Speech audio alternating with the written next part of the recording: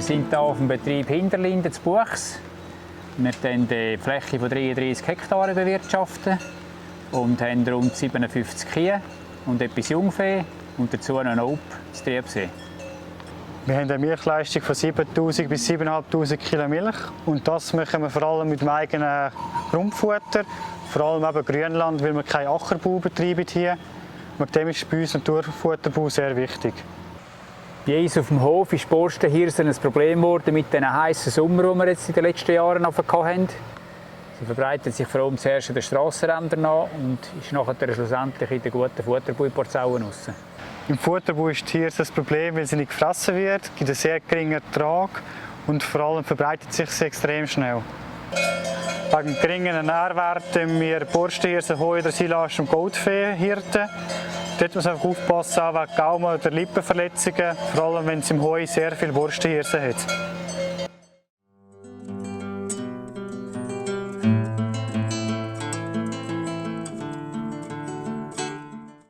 Auf einer Seite wird die Borstenhirse durch heiße, trockene Wetter begünstigt, aber auch durch eine strapazierende Wiesenbewirtschaftung. In diesem Versuch haben wir verschiedene Bewirtschaftungsfaktoren getestet, wie zum Beispiel die Schnitthöhe. Und hier, diese zwei Parzellen, sieht man den Unterschied zwischen einem tiefen Schnitt mit sehr viel Kräuter und einem höheren Schnitt mit viel mehr guten Futtergräsern. Ein hoher Schnitt bis 8 cm ist zu empfehlen. Einerseits tut der Boden weniger schnell austrocknen. Er hat auch noch ein bisschen Feuchtigkeit behalten. Gräser haben einen schnelleren Einwuchs. Und zusätzlich wollen wir ja in der Graswirtschaft Milch oder Fleisch produzieren. Und das fördert auch noch qualitativ besseres Futter, weniger Dreck, mehr Käseverzehr.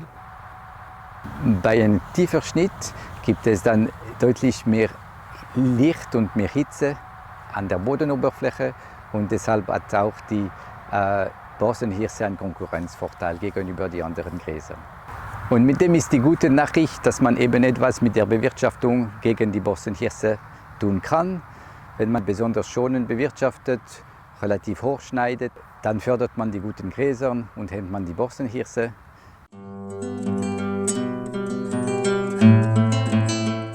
Also für uns ist wichtig, dass die Schnitthöhe permanent 7 bis 9 cm ist. Und der Schnittintervall ist eigentlich nie unter 5 Wochen. Zusätzlich versamen wir auch regelmäßig die Bestandler versamen und auch Übersaaten machen mit robusten und standortangepassten Gräsern. Machen wir eigentlich im Frühling und im Vorsommer vor allem Heu machen, weil dort ist der Hirsenanteil relativ klein. Und wenn wir dann schon Parzellen haben mit einem hohen Hirsenanteil, dann machen wir sicher Grassilage, recht feuchte Silage, dass es für das Vieh wenigstens einigermaßen bekömmlich ist. Zusätzlich schauen wir auch, dass wir nicht anfangs Schönwetterperioden gerade schneiden, sondern eher gegen Ende, dass nachher der Bestand nicht zusätzlich darunter leidet. Mit dieser Bewirtschaftungsform und diesen Massnahmen, die wir jetzt in der Hirsenstrategie anwenden, wären wir jetzt auf einem Stand, wo man sagen könnte, dass auch die nächste Generation leben könnte mit dieser ganzen Situation.